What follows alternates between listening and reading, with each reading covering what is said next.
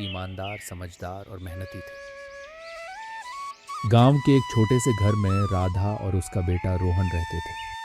उनका घर साधारण था, मिट्टी की दीवारें, छप्पर की छत और एक छोटा सा आंगन।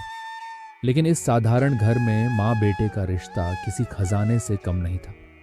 राधा के पति का देहांत तब हुआ था जब रोहन केवल 5 साल का था। पति की मौत ने राधा के जीवन को झकझोर कर रख दिया था, लेकिन उसने कभी हार नहीं मानी। राधा के लिए रोहन ही उसकी पूरी दुनिया था। वह खुद अनपढ़ थी, लेकिन उसका सपना था कि उसका बेटा पढ़ लिख कर बड़ा आदमी बने। उसे इस बात का एहसास था कि शिक्षा ही वह रास्ता है जो रोहन की जिंदगी को बदल सकती है। हालांकि यह सफर आसान नहीं था।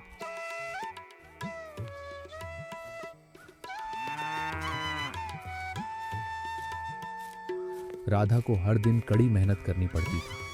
वह खेतों में मजदूरी करती,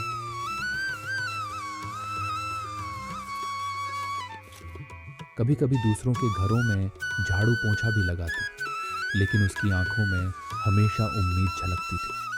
रोहन होशियार लड़का था। पढ़ाई में वह हमेशा अव्वल रहता था,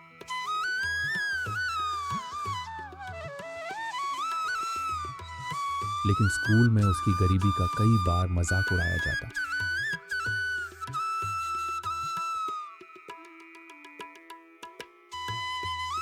बच्चे उसकी किताबों और फटे बैग पर टिप्पणी करते, लेकिन रोहन चुपचाप सब सह लेता।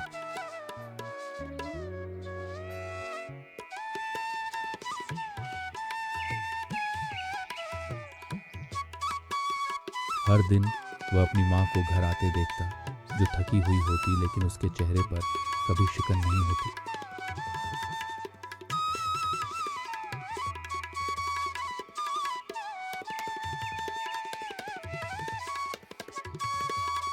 एक दिन स्कूल में एक घटना घटी जिसने रोहन के मन पर गहरा असर डाला।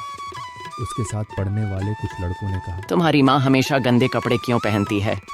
क्या वह अपने लिए नए कपड़े नहीं खरीद सकती? रोहन ने गुस्से में उनकी बात का जवाब नहीं दिया, लेकिन घर आकर वह माँ से झगड़ बैठा। माँ, तुम हमेशा ऐसे पुराने और गंदे कपड़े क्यों पहनती हो? सब लोग मेरा मजाक उड़ाते हैं। रोहन ने गुस्से में कहा, बेटा, मैं ये गंदे कपड़े इसलिए पहनती हूँ ताकि तेरी किताबें खरीदी जा सकें, तेरी फीस भरी जा सके। अगर मैं अपने लिए नए कपड़े खरीद लूंगी तो तेरा भविष्य कैसे बनाऊंगी? रोहन को यह सुनकर झटका लगा।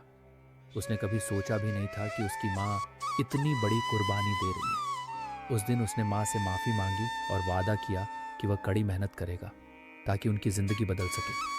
माँ का त्याग और बेटे का सपना, राधा ने रोहन को पढ़ाने के लिए हर मुमकिन कोशिश की। उसने अपने गहने बेच दिए, जरूरत पड़ने पर उधार भी लिया, लेकिन उसने रोहन की पढ़ाई में कोई कमी नहीं आने दी। रोहन अब बड़ा हो गया था और कॉलेज जाने की उम्र में आ गया था। गांव में कॉलेज नहीं था, इसलिए उसे शहर जाना पड़ा। राधा के लिए यह सबसे बड़ा फैसला था। अपने बेटे को अपने से दूर भेजना उसके लिए बहुत कठिन था, लेकिन उसने अपने आंसू छिपा लिए। उसने रोहन से कहा, बेटा, ये दुनिया बहुत बड़ी है, वहाँ तुम्हें बहुत कुछ सीखना है, लेकिन एक बात याद रखना, मेरी मेहनत और तेरी लगन हमें यहाँ तक लेकर आई है। इसे कभी बेकार मत जाने देना। रोहन ने माँ से वादा किया कि वह अपनी पढ़ाई पूरी करके उनकी मेहनत का फल जरूर लौटाएगा।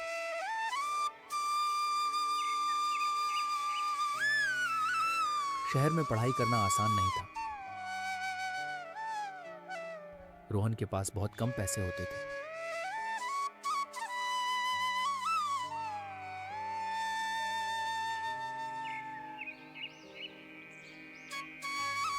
कभी कभी तो वह भूखा ही सो जाता, लेकिन उसने कभी माँ से अपनी परेशानी नहीं बताई।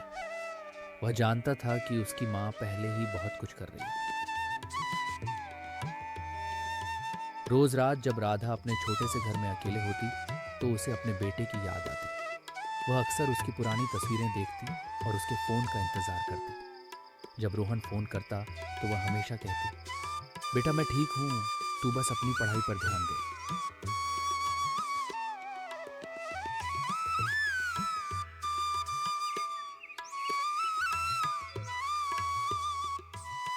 कई साल की कड़ी मेहनत और संघर्ष के बाद रोहन ने अपनी पढ़ाई पूरी कर ली।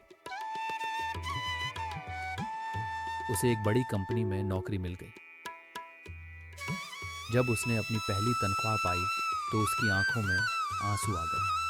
उसने सबसे पहले अपनी माँ को फोन किया और कहा, माँ, तुम्हारा बेटा अब बड़ा आदमी बन गया है। उस दिन राधा ने अपनी जिंदगी की सबसे बड़ी खुशी महसूस की।